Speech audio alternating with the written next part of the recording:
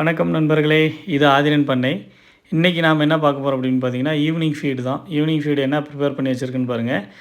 Mulberry தான் கொண்டாந்து கொடுத்தோம்னா கொஞ்சம் ஃபாஸ்ட்டாக சாப்பிட்றான்னு கொடுத்துருக்கேன். இன்றைக்கி நம்ம பட்டியில் இருக்க நம்ம பாய்ஸ் எல்லாம் ஒரு டைம் காமிக்கிறேன், அப்படியே பாருங்களேன்.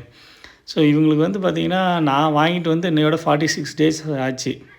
ஆனால் வந்து இந்த 46 நாளில் இவங்களோட வளர்ச்சியை விட இவங்களுக்கு நோய், சளி, காய்ச்சல், அப்புறம் லூஸ் மோஷன் ஆனது, வாய் புண்ணு, இப்படி தான் ஒவ்வொன்றா பார்த்துட்ருக்கேன்.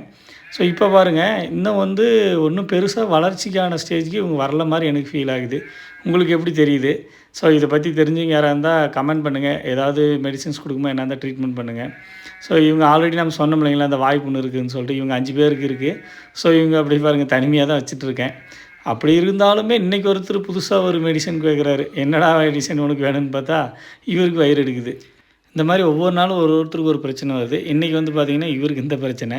ஸோ அதனால் நாம் வந்து என்ன பண்ண வேண்டியதாக இருக்குது, டெய்லி வைத்தியம் பண்ண வேண்டியதாகவே இருக்குது. நன்றி நண்பர்களே, தேங்க்யூ.